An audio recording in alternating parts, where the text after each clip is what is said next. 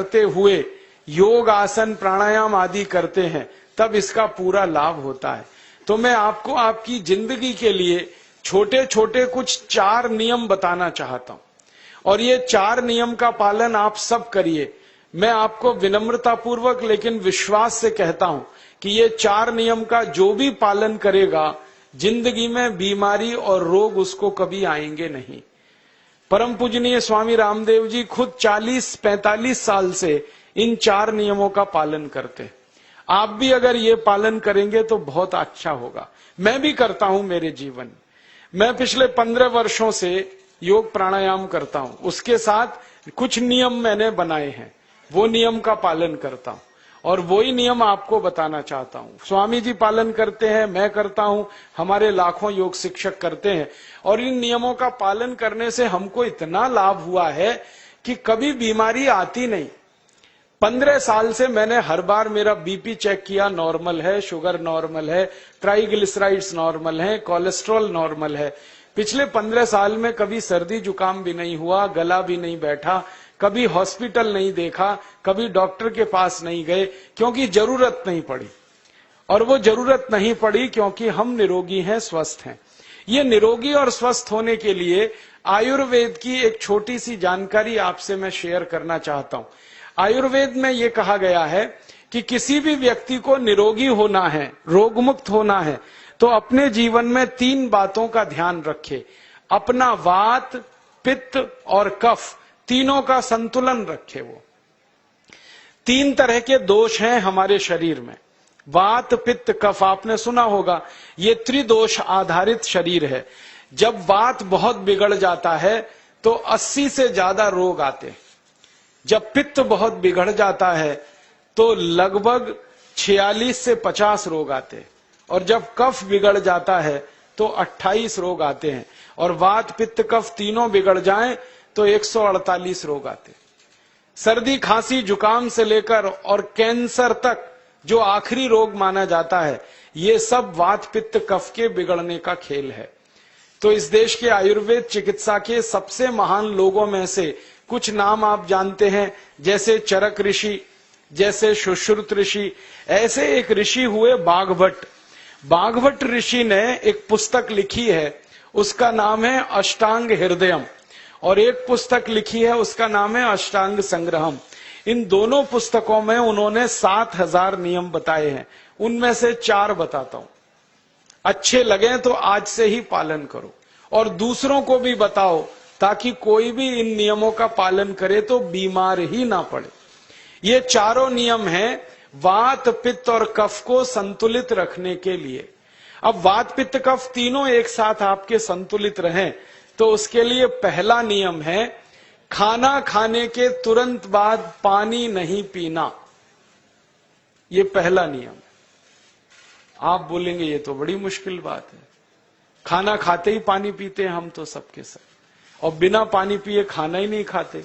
कई लोग तो खाने से ज्यादा पानी पीते हैं, खाना कम खाते हैं, पानी ज्यादा पीते हैं। ये खाना खाने के बाद पानी कभी भी नहीं पीना, क्योंकि महर्षि बाघभट्ट कहते हैं भोजनांते विषम वारी, माने भोजन के अंत में पानी पियो तो जहर के पीने के जैसा है। इसलिए वो कहते हैं कभी भी खाने के तुरंत बाद पानी मत पियो। अब आप मुझे पूछोगे क्यों नहीं पिए, कारण बता दो। कारण मैं बताना चाहता हूं सरल भाषा में। हम जब खाना खाते हैं ना तो पेट में सारा खाना इकट्ठा होता है। पेट में एक स्थान होता है, उसको हम कहते हैं जठर। संस्कृत में, हिंदी में जठर कहते हैं, अंग्रेजी में उसको एपिगैस्ट्रियम कहते हैं, हिंदी में कुछ लोग उसको आमाशय भी कहते हैं। ये जठर छोटा सा स्थान है। आपके पेट में नाभि है ना, उसके लेफ्ट साइड में बाईं तरफ छोटा सा स्थान है। सारा खाना आपका इसी स्थान पर आता है। जो भी आप खाते हो, रोटी, चावल, दाल, सब्जी, दूध, दही, कुछ भी खाओ, सब कुछ जठर में आता है। अब जठर में जैसे ही खाना इकट्ठा होता है तो उसमें आग जलती और उस आग को कहते हैं जठर अग्नि, मिला के बोल देते हैं जठराग्नि। आप जैसे ही खाना खाते हो पेट में जठर में अग्नि जलती है, वो अग्नि खाने को पचाती है और अग्नि खाने को ऐसे ही पचाती है जैसे रसोई घर की अग्नि खाने को पकाती है। आपके रसोई घर में आप अग्नि जलाओ, उसके ऊपर दूध रख दो, दूध में थोड़ा चावल डाल दो, अग्नि जब तक जलती रहेगी खीर तब तक बनती रहेगी। आप घर में अग्नि जलाओ, उसके ऊपर पानी रख दो, उसमें दाल डाल दो, दाल की पकने की क्रिया तब तक चलेगी जब तक अग्नि जलेगी। ऐसे ही पेट में होता है, जैसे ही आपने खाना खाया पेट में अग्नि जलती है, और जब तक अग्नि जलती है तो खाने के पचने की क्रिया चलती है। जैसे रसोई घर में खाना पकाते हैं वैसे ही पेट में भी खाना पकता है, इसी को हम पचने की क्रिया कहते हैं, अंग्रेजी में उसको डाइजेशन कह देते हैं। तो आपने खाना खाया, पेट में अग्नि जल गई, अब वो खाने को हजम करेगी, पचाएगी। अब मुझे एक प्रश्न का उत्तर दो आप, कि जैसे ही आपने खाना खाया पेट में अग्नि जल गई और वो खाने को पचा रही है, तुरंत आपने गट गट गट गट पानी पी लिया, और खूब ठंडा पानी पी लिया, बर्फ मिलाया हुआ पानी पी लिया, फ्रिज का पानी पी लिया। क्या होने वाला है? अग्नि जलेगी कि बुझेगी? अग्नि के ऊपर पानी डालो तो अग्नि और पानी की दोस्ती नहीं है, दुश्मनी है। पानी अग्नि को बुझा देता है।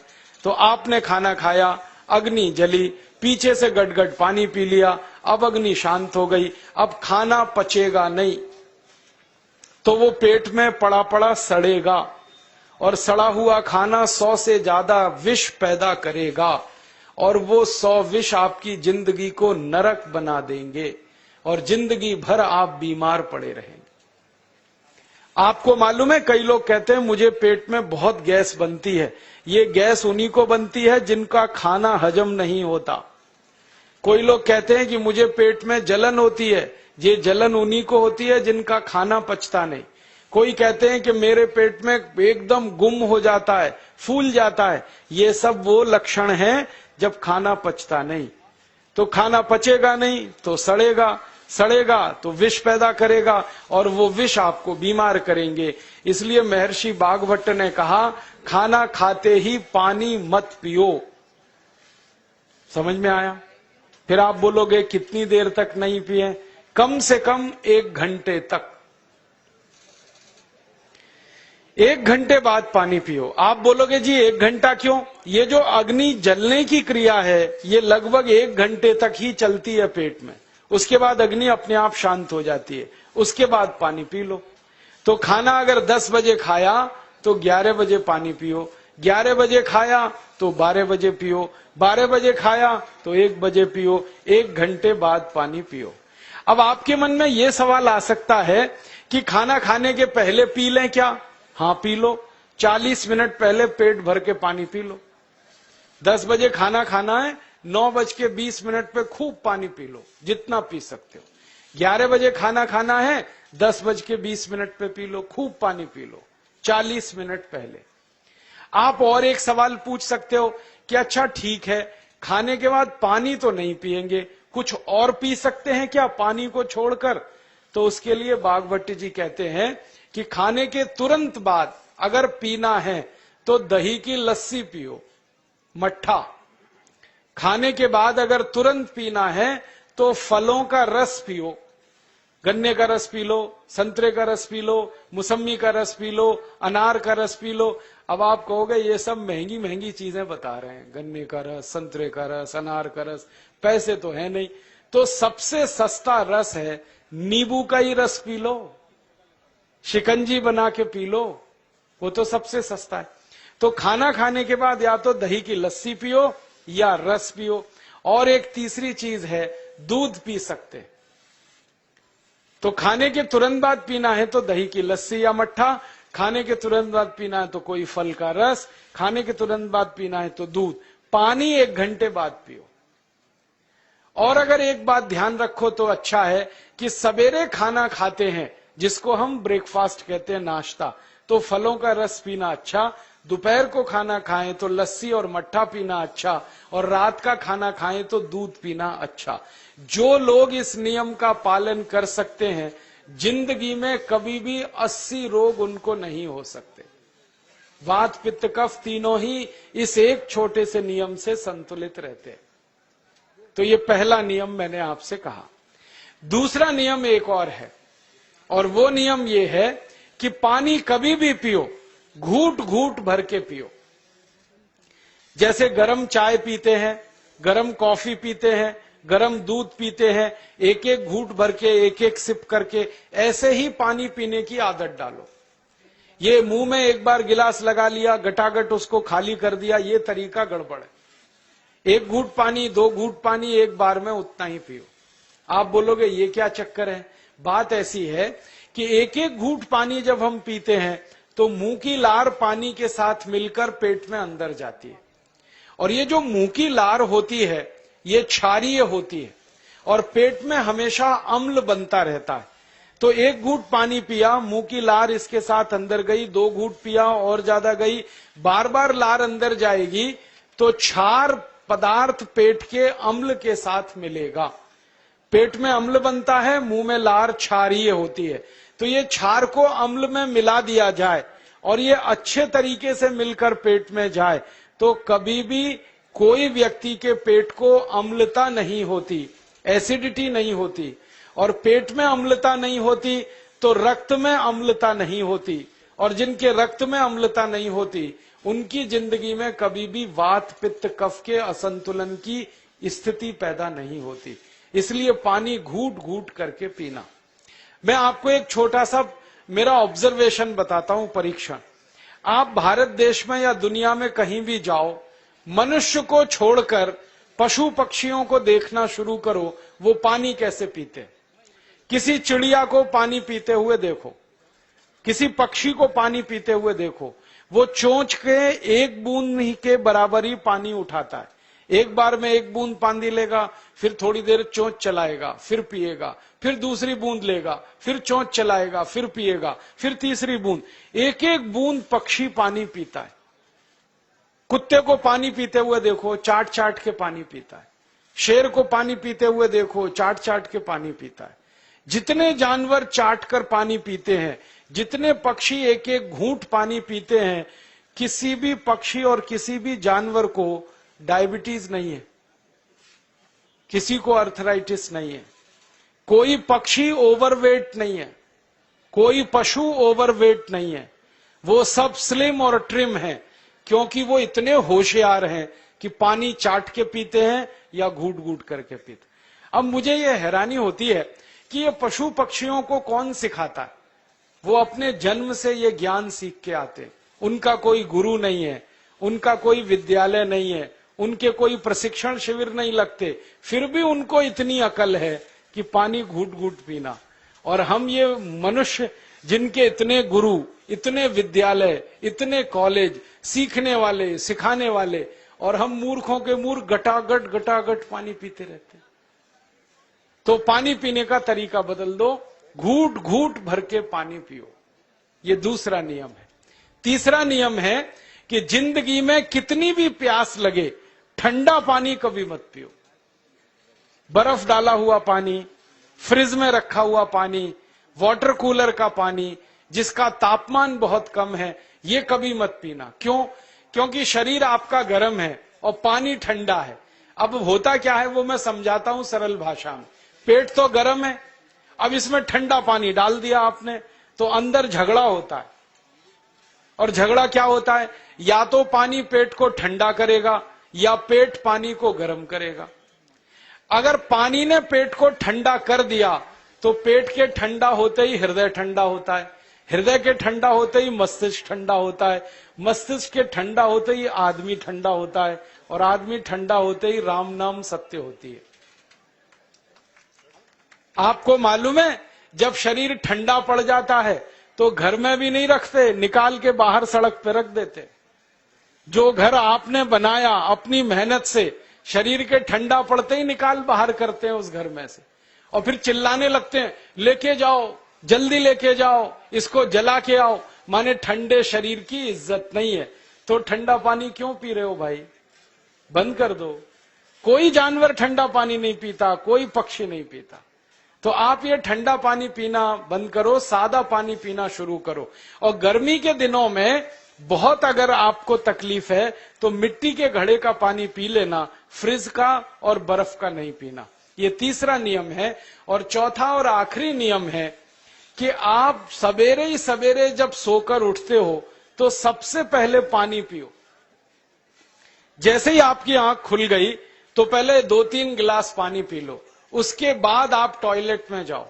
उठते ही पानी पियोगे तो 2 फायदे हैं।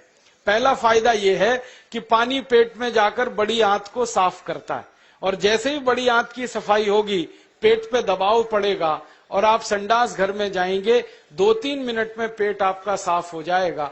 जिनका पेट सुबह एक बार में साफ हो जाता है उनकी जिंदगी में कभी रोग नहीं आता।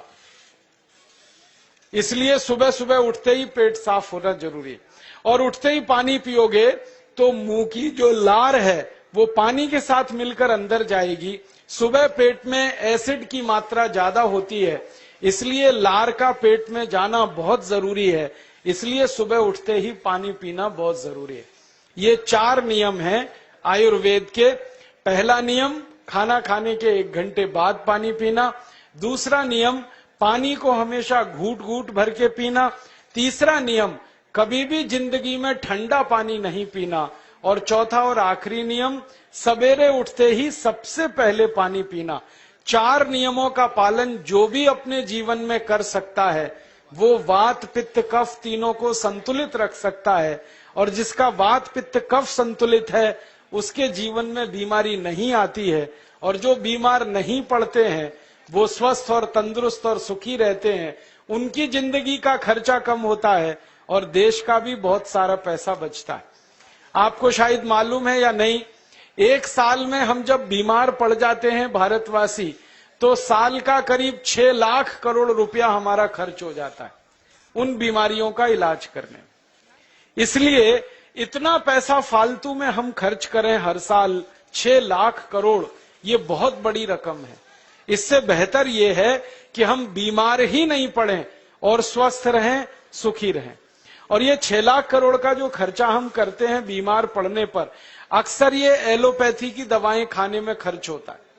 और जो एलोपैथी की दवाएं हम खा रहे हैं, जैसे paracetamol, Baralgan, Butazone, oxyphenbutazone, aspirin, Disprin, Novalgin, ये सब ऐसी खराब दवाएं हैं जो दुनिया के देशों में 20 साल पहले बंद हो चुकी हैं, भारत में धड़ल्ले से बिक रही हैं और हमको बीमारियों से ज्यादा गंभीर बीमारियों में फंसा रही।